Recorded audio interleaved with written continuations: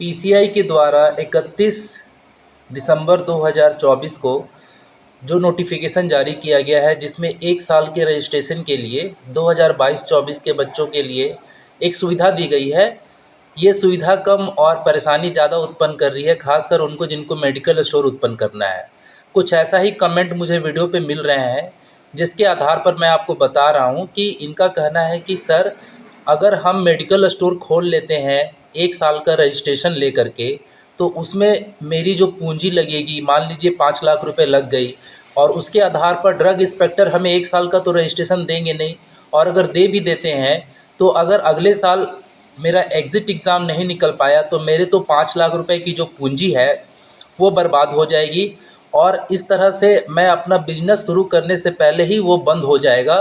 क्योंकि अगर 1 साल बिजनेस करने के बाद दूसरे साल अगर एग्ज़िट एग्ज़ाम के कारण मेरा बिजनेस बंद रहा, तो वहाँ पर कस्टमर कैसे आएंगे, वहाँ पर जो मरीज़ हैं दवा लेने कैसे आएंगे। इसके अलावा मैं अगर डॉक्टर को भी बिठाता हूँ तो वो मैं कैसे 1 साल के रजिस्ट्रेशन के आधार पर बैठा सकता हूँ। क्योंकि जब रजिस्ट्रेशन देना ही है तो यहाँ पर पीसीआई को या तो एग्ज़िट एग्ज़ाम ले ले या फिर एग्ज़िट एग्ज़ाम कैंसिल करे। ये बीच का रास्ता आखिर क्यों अपनाया गया है, ये समझ से परे है, और इससे स्टूडेंट काफ़ी परेशान है। इसके अलावा दूसरा कमेंट है किसी अर्जुन जी का। वो कहते हैं कि तुगलकी फरमान पीसीआई का, अगर किसी सरकारी की नौकरी लग गई और 1 साल के अंदर एग्ज़िट एग्ज़ाम ना हुआ तो इन्होंने रिन्यूअल नहीं दिया, तो वो एग्ज़िट में फ़ेल हो गया तो उसकी नौकरी गई। 22-24 के समस्त डी फार्मा के बच्चों का भविष्य बर्बाद करने की जिम्मेदारी सिर्फ ये तीनों है, पीसीआई, सुप्रीम कोर्ट और वर्तमान केंद्र सरकार जिम्मेदार है।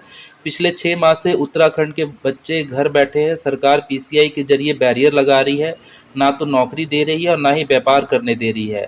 दे रही है तो सिर्फ टैक्स। तो यहाँ पे मैं थोड़ा सा इनको करेक्ट करना चाहूँगा कि आप पीसीआई से नाराज़ हो सकते हैं, वर्तमान केंद्र सरकार से नाराज़ हो सकते हैं, लेकिन सुप्रीम कोर्ट किसी के पक्ष या किसी के विपक्ष को देख कर फैसला नहीं लेता। वो बिल्कुल निष्पक्ष है। अगर आपको लगता है कि आपके साथ गलत हो रहा है तो आप अपने वकील के माध्यम से कोर्ट का दरवाज़ा खटखटाइए, क्योंकि ये एक संवैधानिक हक है आपका।